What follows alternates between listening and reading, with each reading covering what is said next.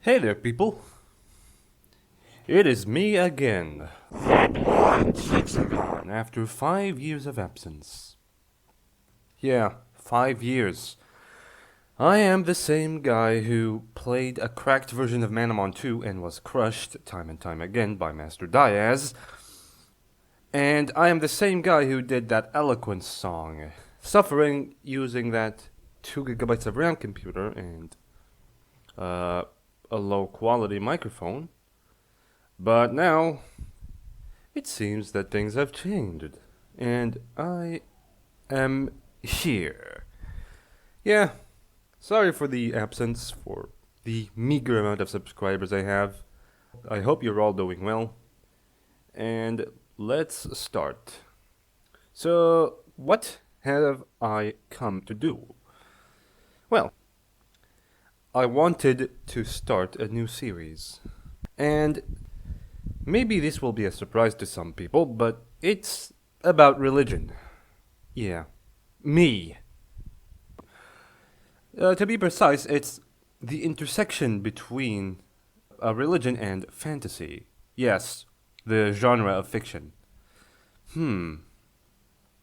Religion, by the way, I'm not referring to Christianity, but Islam. And yes, it's pronounced Islam, not Islam, not Islam. Yeah, sorry, I just wanted to clarify that for a bit. So, this series is called Islam and Fantasy and is meant to discuss the ideas and tropes of fantasy novels in general and progression fantasy to be specific in the Islamic point of view. Yeah, because, religion is more personal than just entertainment, and even entertainment can change someone's point of view and, subtly warp someone's understanding.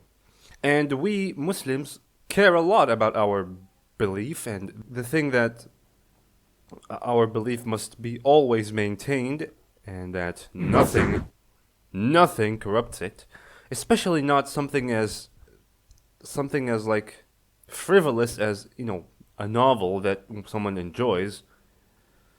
If that corrupts the entire belief system, that will be just catastrophic. That's how we look at it. So, for people who don't know what fantasy is a genre of fiction where the worlds are not our real world. There are stuff that we don't have. There's magic, there is superpowers, places we don't have, places that don't exist, continents, even languages and cultures.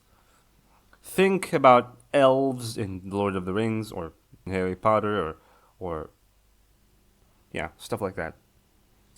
While sci-fi, which is another genre of fiction, has some of those elements, sci-fi takes the approach of looking scientific about the whole thing.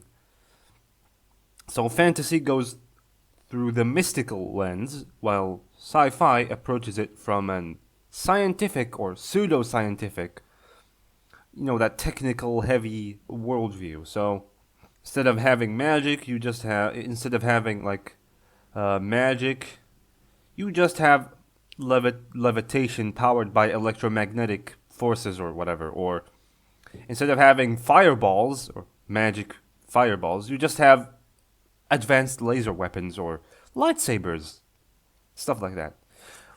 Both don't exist in our real world, but they're different. So, progression fantasy.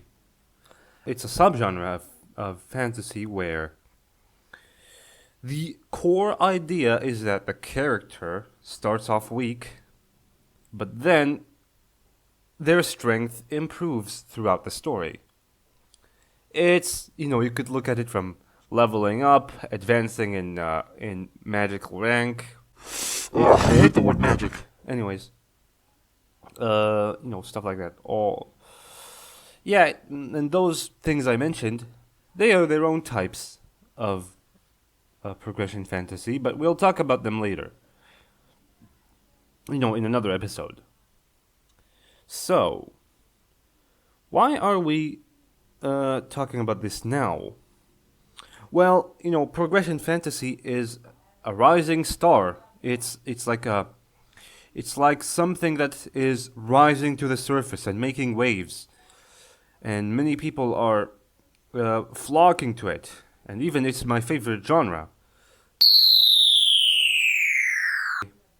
I mean, it's not just about progression fantasy. Even like fantasy itself.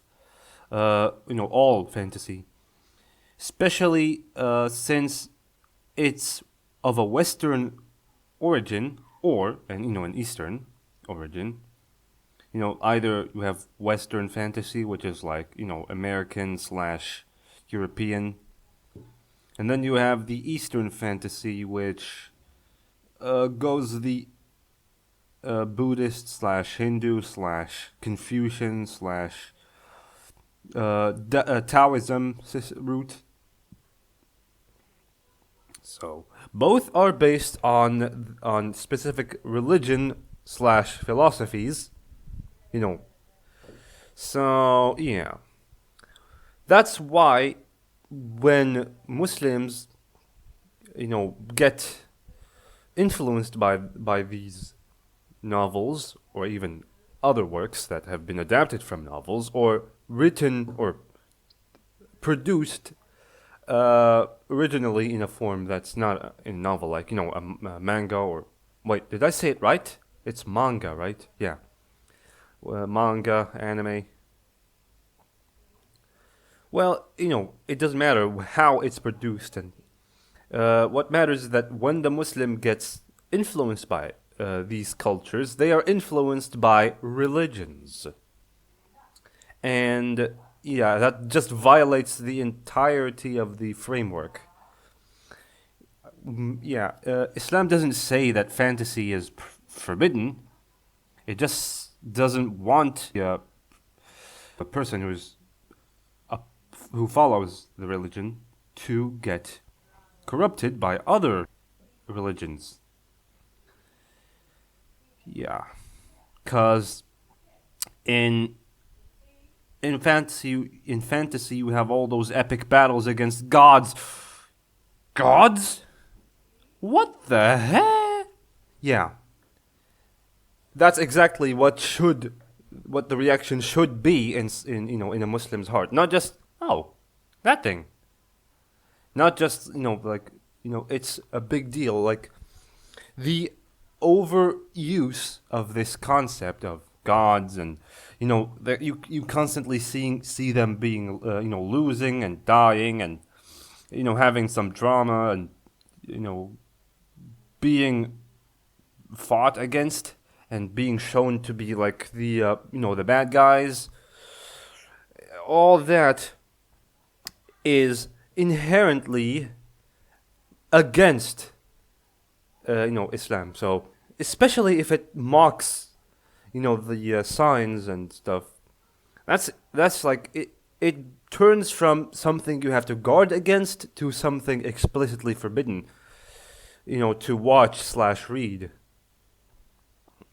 Because being different is one thing, but being inherently antagonistic is something completely unacceptable. We don't want to stop them. They can do whatever they want. We can't even stop them.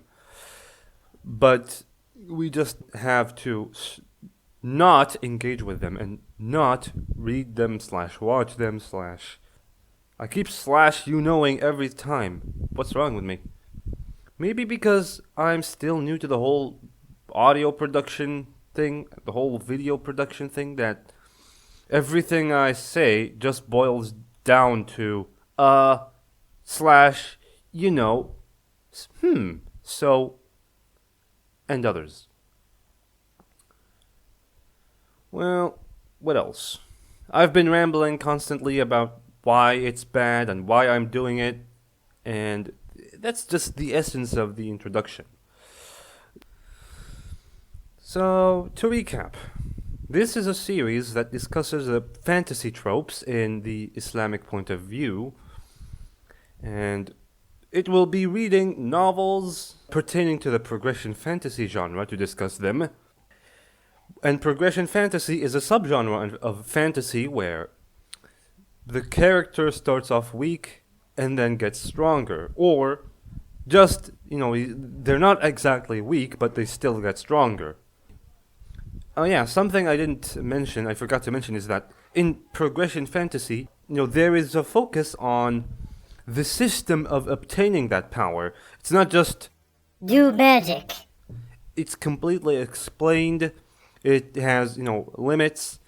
It's laid out clearly and is followed by the characters. It's called the power system. Or the magic system, but I hate the word magic, so I'm just gonna call it the power system. Because, even if it's called magic, it's not really magic as Islam understands it, as Islam depicts magic.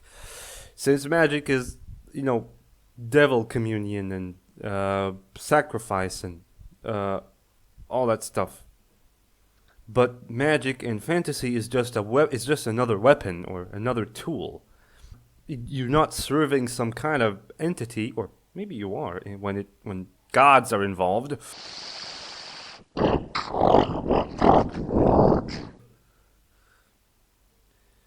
And well, in that case, it is. If you accept it and go along with it, then yeah, it is bad.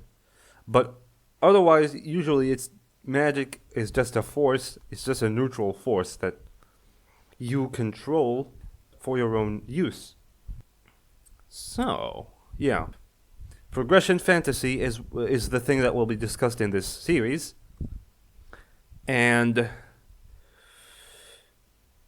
basically that's it. I hope you will enjoy this series and that you won't just run away because I said Islam in the playlist's name and in the videos. 'Cause I'm making this for the Muslims primarily, but if others are interested to know how one should think, how a Muslim should think about fantasy, then thanks for participating in this journey of ours. We hope you have a good day. No matter when you're watching this, thanks. See you next time.